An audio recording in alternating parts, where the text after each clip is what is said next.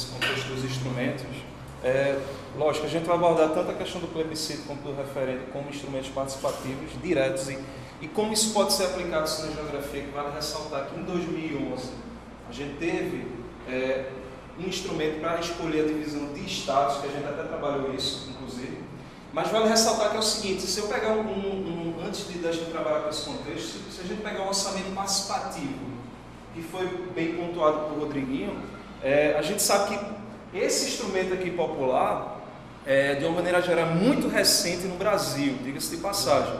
Se a gente pegar aqui pelo contexto histórico e geográfico, de uma maneira geral, esse orçamento participativo ele tem implantação a partir de 89 em Porto Alegre, certo? O que significa aqui? Só aprofundando mais o que o Rodrigo falou.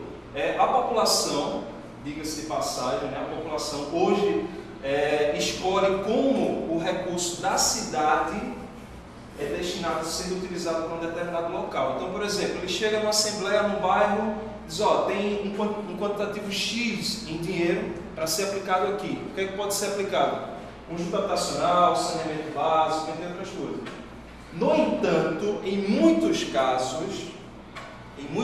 aqui, após a escolha do objeto a ser construído, a população mesmo assim ela não está satisfeita com a escolha dela e tenta reivindicar a partir de outros instrumentos, diga-se de passagem, ou novas reivindicações para novas obras dentro do seu bairro, da sua cidade em si. Pegando desse ponto de vista, já passando aqui para o referendo e para o plebiscito, a gente tem dois instrumentos aqui que são totalmente distintos, certo? Ou seja, um vem antes de uma aprovação de uma lei, de uma criação de uma lei em si, e o outro vem pós-criação, que é uma consulta para dizer se essa lei vai ser aplicada ou ela vai ser rejeitada. E tivemos aqui historicamente no Brasil, aproximadamente não, 3 instrumentos desse modo. Um regional e 3 nacionais, como a gente vai ver aqui. Então, teoricamente, se a gente pega o plebiscito, certo? A população, nesse caso aqui, os eleitores, ela é convocada, de modo geral, para decidir, ou seja, se ela vai aprovar ou se vai rejeitar determinadas leis, isso em âmbito nacional. Tá? Quando eu pego na questão do referendo, essa consulta popular ela vem pós-criação de lei, para ver se ela é colocada em prática ou não. Nesse caso aqui, até observando aqui a linha do tempo, a gente observa que esse referendo é antes da norma ser elaborada e, ao contrário, desculpa, né? O plebiscito ele vem ser antes da norma elaborada e o referendo ele vem pós a norma elaborada, certo? Diga-se de passagem que, historicamente, tivemos 3, como eu já tinha dito, referendos e plebiscitos nacionais e um de âmbito regional. A gente teve aqui em 63 o primeiro referendo, que foi exatamente para saber, consulta da população na realidade, para saber a forma de governo nesse período, certo? Se seria o parlamentarismo, se seria o presidencialismo. Posteriormente, em 93, tem uma nova escolha, aí já com um âmbito muito mais ampliado, certo? A permissão civil, só aprofundando aqui, lembra que a gente tratou isso? Foi essa escolha desse primeiro referendo aqui, desse primeiro plebiscito aqui, a gente até debateu essa discussão, em relação aos governantes militares que não queriam deixar que João Goulart assumisse o governo, que era de direito dele. Tanto é que uma série de oposição a isso. Como é que você não deixa João Goulart assumir? Miguel Arraes, Brizola, todo mundo lembra disso que se levantou contra. Então, você tem que deixar João Goulart assumir. O direito é dele, ele é o vice. E o que se fez, a UDN fez, os militares foi uma composição dizendo: a gente deixa ele assumir desde que seja como o sistema impuser o regime parlamentarista. A gente viveu o parlamentarismo aqui. Aí foi colocado a tese de que daqui a um tempo vamos votar, e é esse o referendo do plebiscito que ele está falando aí. E vale ressaltar que nesse período aqui, essa escolha já em 61, que Rodrigo contou muito bem, foi por conta do contexto da Guerra Fria, diga-se de passagem, tá? Aquela história do socialismo com o capitalismo, até porque para se João Goulart entrasse, como entrou de uma maneira geral, a gente sabe que possivelmente poderia ser aplicado no socialismo aqui, é uma hipótese, né? Não sabe se a gente sabe se entraria ou não, né, Rodrigo? Não, e a gente, lembra que a gente tratou também, ela estou me intrometendo demais, mas isso é bom, né?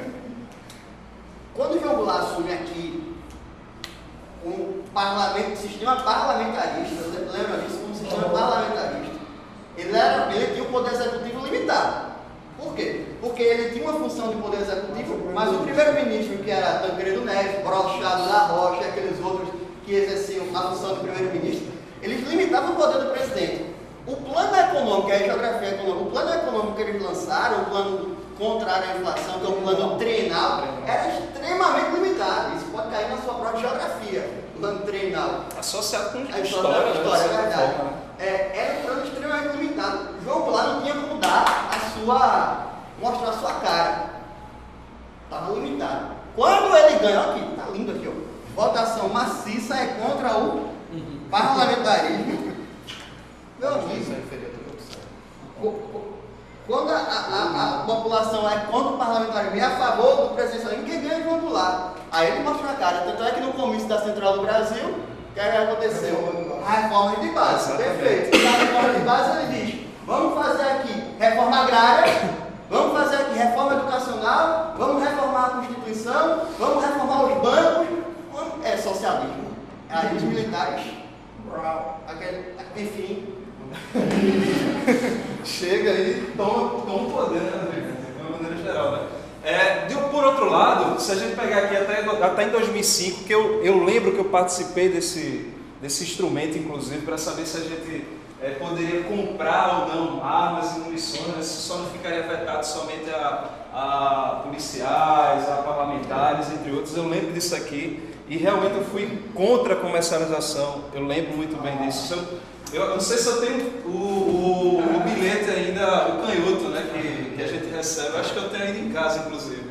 E o mais recente, que a gente até abordou isso em sala de aula, pegando também um contexto geográfico, foi o plebiscito que aconteceu no estado do Pará, que temos duas consequências aqui importantíssimas. Lógico, não foi aprovado, como a gente sabe, mas se a gente pegar aqui, a gente teve duas consequências aqui, tanto de um ponto de vista econômico quanto de um ponto de vista político, de uma maneira geral, que a gente vai abordar mais à frente, né? Se a gente pegasse aqui, por esse lado, por esse contexto político, a gente sabe que a Amazônia, em âmbito de questão de deputado federal e senadores, entre outros, o número é reduzido, né? Por outro lado, do ponto de vista econômico, de uma certa forma, se a gente tivesse uma aprovação tanto do estado de Tapajós quanto de Carajás, aí entra na questão de divisão regional propriamente dita, certo? Nós teríamos uma série rombo financeiro, até porque teria que criar novos municípios, criar novas prefeituras, unidades políticas administrativas, hospitais, entre outros.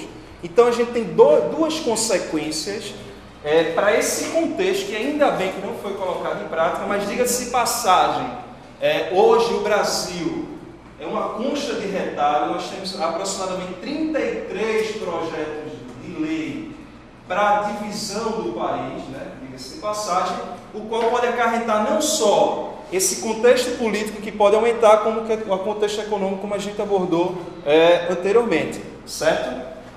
Deixa eu só ver aqui, até para dar o gancho aqui para Daniel, eu lembro muito bem que naquela época, em 2011, eu estava no Pará e lembro que a mídia e os partidos políticos naquele período, intensificando cada vez mais a sua propaganda, colocando que é bom, vai ser bom para o Estado, vai ser bom para a nação brasileira a gente dividir a região, dividir o Pará. Só que aí a mídia, ela entra como um fator realmente. Até no momento eu perguntei assim, sim, quais os benefícios e quais os malefícios dessa divisão? Me questionava bastante quando eu estava lá. Só que não se debatia isso.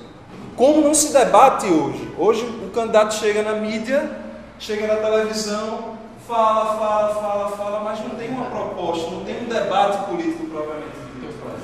Vamos debater o político, o que é que ele pode fazer, o que é que não pode fazer, qual a proposta real, qual não é. Então, se a gente pegar por esse contexto lá, dessa divisão, desse plebiscito nesse caso, pegando para a questão da mídia, eu vi muito isso, só cuspindo propaganda e não discutindo os reais benefícios que essa divisão, e futuras divisões inclusive, podem trazer para o Estado brasileiro, certo?